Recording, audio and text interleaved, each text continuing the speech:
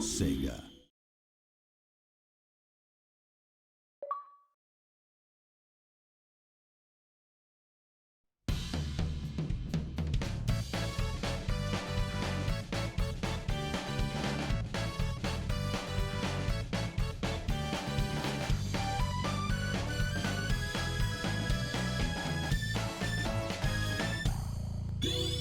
Hello and welcome to Sonic Generations, which, believe it or not, was actually the very first Sonic game that I ever Let's Played on the channel years and years and years ago. Honestly, probably approaching around exactly 8 years ago was when I Let's Played this game. I did it in the fall of 2014, and now it's the fall of 2022, and we're playing Sonic Generations again, but this time on the Xbox Series X, meaning that we're actually going to be able to play it at a non-terrible frame rate, that being 60 FPS, so that'll be fun. Yeah, we're continuing our Sonic journey, as it were. Sonic Frontiers release date is fast approaching, and I can't wait. So, we're gonna keep on playing through Sonic games, but this time it'll actually be a good one that I enjoy. So that's something, you know, because Generations is actually a fun time. It's great. Let's hope that it remains great. But what's most interesting about this is that when I first played through this game, I had only played 4 of the games that were included in this collection, or that were highlighted here. That being the original trilogy and Sonic 06. And of those, the only one I played to completion was Sonic 06. Now, I have played to completion every single Sonic game that is highlighted in this collection, or at least all the stages highlighted in this collection would probably be a better way to phrase it. So, it's going to be an interesting trip down memory lane in more ways than one. So, let's just get this show on the road, shall we? Wow, right, also load times. The Xbox Series X has basically no load times, so, that's another thing that's something I honestly forgot to even mention. The 360 version of this game took a bit to load, so it's nice to see that basically just isn't even a thing anymore on the Series X. And man, it is great to be playing this game at 60 FPS. I think I have experienced the game at 60 FPS once before on the PC, but I'm pretty sure I only played Green Hill on PC. I don't even know why I played it on PC, but I did. I have a memory of playing it once on PC and experiencing 60 FPS. And actually, I think I watched a Let's Play of the game on PC at 60 FPS, like, 7 years ago. I think it was early 2015, maybe, that I watched it. I don't know. It was somewhere around that point when I watched a Let's Play of this game on PC. And obviously, at PC, it runs 60 FPS. Anyway, not that I need an introduction, but, Green Hill's here. Yeah, this is probably one of a very small selection of stages in this game that won't bring back some form of painful memory. Because once we start getting into the Dreamcast era, oh boy, it's gonna be an interesting experience to relive. Well, I mean, I guess I should say it'll be a chance for me to actually enjoy those stages, because when I played the respective stages, of which you all know what they are, when I played them the first time around in their original games, it was absolute hell. Although, as I say that out loud, the stages that we're going to be playing through were the peak of my enjoyment of those games, which I imagine is not a coincidence. Also, we S-ranked it. We will not be going for all S-ranks. Tempting as that may be to get all the achievements, I remember having some difficulties with some of the later stages in this game, so we're going to go ahead and say a solid no to getting all S ranks, but nice idea.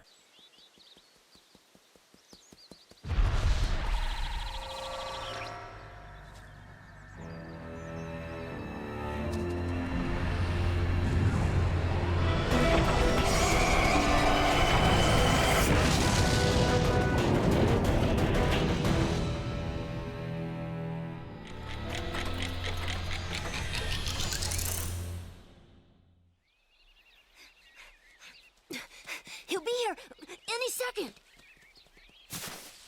Hey guys, what's going on? You having a party or something? Surprise! Aw, you guys.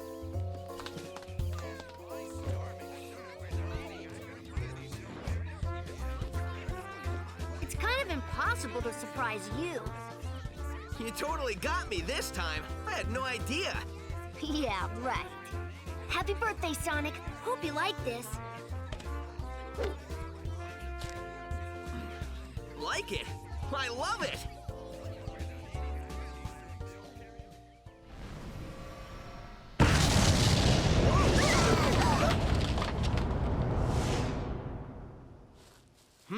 What? Sonic, what's that? What's it doing?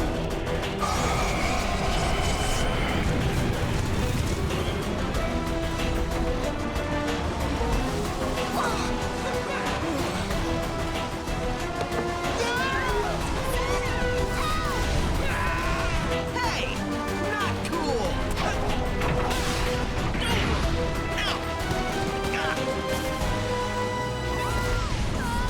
Help us!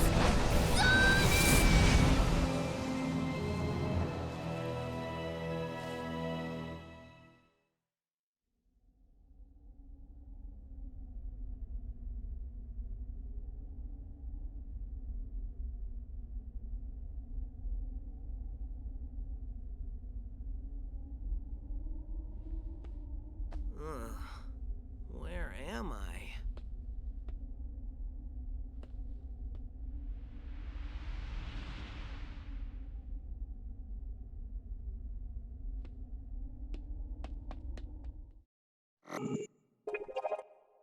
I'll tell you what you are, Sonic. You're in my nightmares. My nightmares being the hell of previous Sonic stages eternally haunting me for all of eternity. So, that's something. Anyway, as I was saying, the stages that we're going to be playing from that era of Sonic in this game are, interestingly enough, the peak of my enjoyment of those games, which I find myself wondering if that's a coincidence or not. It probably isn't. So, I was going to say I'll finally be able to enjoy them, but that's not the case, because those were the only points in the game when I felt any sort of happiness and joy, so, you know, it's whatever. We'll get there eventually, but for now, we have a Green Hill to finish up, so let's dive in as modern Sonic, with still very minimal load times. Okay, yeah, so it's interesting. When I first played Sonic Generations, I would have said that I preferred the modern gameplay to classic gameplay. And now I think I still would say that, but not because I prefer modern gameplay to classic gameplay in general, just because the way classic gameplay is implemented in this game is not exactly the same as it was in the Genesis era, which isn't exactly a criticism, because obviously it's a new engine, it's not running off the same physics at all, but it is categorically not the same physics as was the Genesis era. So, comparing Genesis era physics to modern games with the boost engine and all that, I think I would still say that I prefer the Genesis era of gameplay, but strictly comparing modern to this game's version of classic, I think I still prefer the modern stages. But I guess one thing I can say is that when that was interesting. Sonic appeared to be eternally homing attacking onto the boost panel and just not going anywhere, so that's interesting. Alright, give me all the combos. You hear me madly flicking the stick. Anyway, yeah, when I first played this game as a kid, I don't know if I'd say that I hated playing the classic stages. I think it's a bit of an exaggeration to say that I hated playing them, but I definitely... I didn't perform very well at them, to say the least. And I was always looking forward to when I would get to play the next modern stage. But now I'm much more looking forward to playing through the classic stages again, to seeing if my thoughts on them have changed. I've always spoken very positively about this game, and that I've had basically... The only criticisms I had of it, really, were that the boss fights are crap, to say... Well, they're crap, meaning either ranging from underwhelming nothingness or actual pain and suffering. But I guess, as far as personal preference goes, I was always much more partial to modern gameplay than classic gameplay. So I'm interested to see if my thoughts on that have changed at all. And from what little I played, or from the first stage of classic Sonic, I can say that definitely makes me wish I was playing the Genesis era games, but still a fun time nonetheless. It's definitely not as satisfying to chain momentum together as it quite used to be, but it's not that big of a deal at the end of the day. And I thought I was boosting into you, but whatever. Oh, I guess because I ran out of rings, so I couldn't boost anymore. Okay. I believe we're I think we're coming up on the end of the level. Maybe, I don't know. I remember Green Hill being shorter than it actually is here. Oh, also, we have to deal with lives again. We most recently played through the original trilogy and CD with Sonic Origins, where lives were not a problem. But now they are going to be a problem, so when we get to some of the later bosses, it's going to be a bit of a problem. But, you know, we'll deal with it. Alright. Yeah, so I'm guessing that's not an S rank. Oh, it is somehow. Is the only stipulation for getting an S rank then you just have to not die? Because that was not a particularly great run of Green Hill. That was a lot of screw-ups along the way there. But, alright then.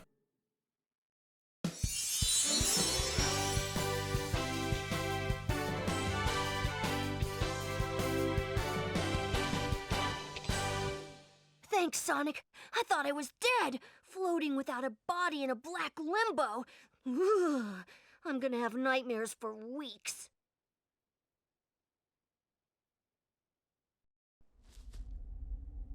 Is it me, or is that place we were just in awfully familiar?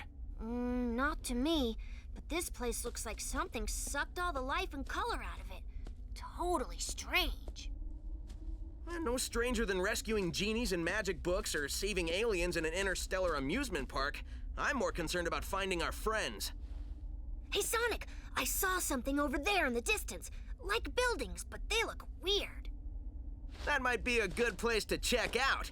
I'll be back soon.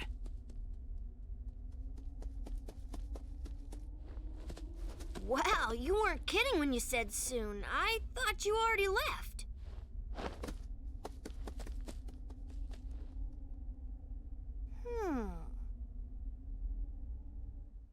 So, two things. One, I love how they make reference to the abysmal failure that was Sonic and the Secret Rings, but there's no stages from that game in this one.